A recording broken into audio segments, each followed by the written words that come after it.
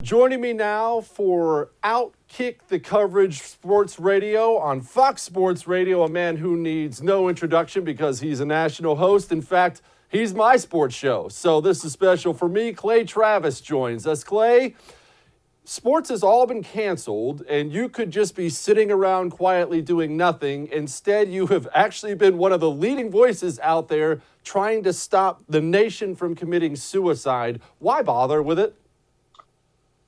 It's a great question. I think, one, because it directly impacts the health of our country, and sports is a big part of the health of our country. I think we need more than ever these places where we can go where we're not divided by race, gender, ethnicity, religion. I always say when your favorite team scores a touchdown or makes a winning shot, you're high-fiving everybody around you in the arena or the stadium. You don't ask them who they voted for president. You don't ask them what their religion is. You don't ask about sexuality. It is a uniting, connective tissue in a time when I think our nation doesn't have very many. But more importantly, I think it's important for people with voices to share factual information and not try and terrify everybody. And so a big part of when sports will return is the psychology of when our nation believes the country is safe. And I think it's important to contextualize and understand what exactly is going on here. The coronavirus is an awful virus, but it isn't the most dangerous virus that has ever existed in the world. It certainly isn't the most dangerous virus, potentially from a death rate, that we will even confront this year. So I think it's just important to follow the data as opposed to following these studies that suggest that doom and gloom is around the corner. Because I think there's a predisposition to embrace fear in this country, and I'd rather embrace facts oftentimes and usually than fear. Clay, on top of my frustration, I have to tell you this past couple weeks has been the most bizarre time I can ever remember, and that all the world leaders, governors, mayors, prime ministers, everybody seems to have collectively agreed on crushing their own country's economy, and I feel like I'm on the twilight zone. I have a single-digit IQ, and I know that you don't plunge your own country into a Great Depression. You don't do it. You don't shoot your own country in the face. Money is what gives us our healthcare system. How did this happen? Did it just snowball? It's one study? Is it two studies? How did every country on earth just decide, well, screw ourselves? I think this is something we're going to have to study to a great extent when all of this is said and done. And I think one of the big challenges is we simply don't have as much information as we should. And there's two things that I believe should be happening right now, whether you're a Democrat, Republican, Independent, whether you're an anarchist for that matter. I think what should be going on is we should be having blind studies of general populations in America. Because right now we have what I'm calling a denominator problem.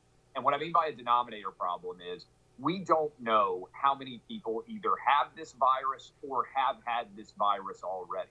And so when we're dividing and figuring out death rates and everything else associated with it, we are doing that from a fundamentally inaccurate place. And I'm far from a mathematician. You know, I'm mediocre at math in general. But what you divide by matters. And so right now, if we've got 85 or 90,000 cases, let's round it up and say there's 100,000 cases in America right now that we have tested and confirmed. That probably, to me, means there are hundreds of thousands, if not millions of additional cases from asymptomatic people and people who are not even aware that they have these illnesses, right? This illness in the first place.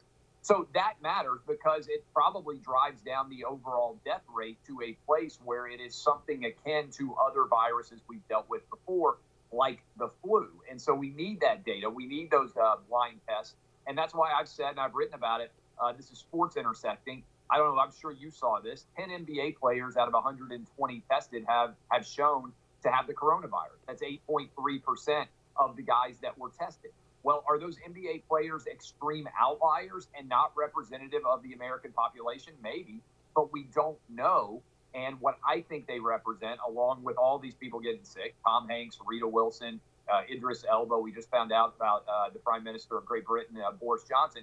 There's a lot of celebrities and famous people, Kevin Durant, Donovan Mitchell, from the world of sports that have this disease. Either you believe that they are outliers in a small percentage, they happen to be famous and have these diseases as well, or what I think is likely the case as more data comes in, this is an incredibly prevalent virus that is not as deadly as we were initially led to believe.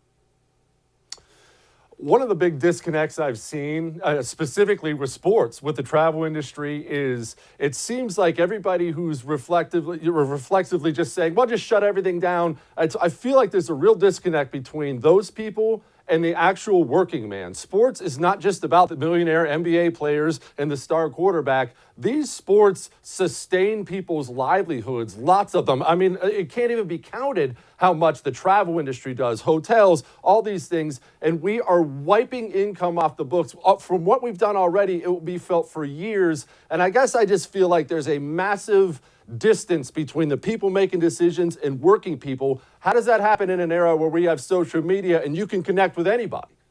Well, I think it speaks to fear again. And one of the challenges when we have fear and we have incomplete information is oftentimes it's very difficult to craft intelligent social policy because we're trying to make decisions without having the full amount of data in front of us. And that's why I'm speaking about the need for need-blind tests in terms of testing everybody healthy and unhealthy.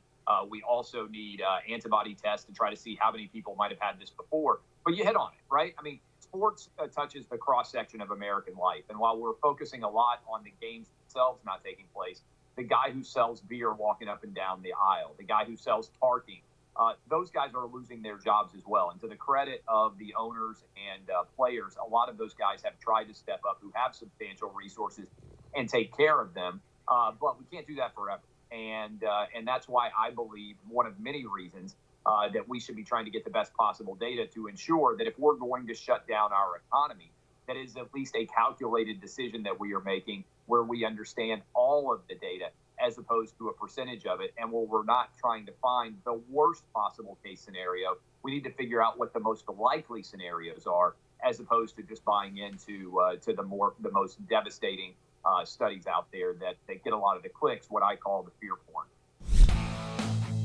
Hey, thanks so much for watching The First on YouTube. If you liked what you saw, go ahead and like and subscribe. You heard me. Like it, subscribe. You'll get a lot more of it and a lot more of me.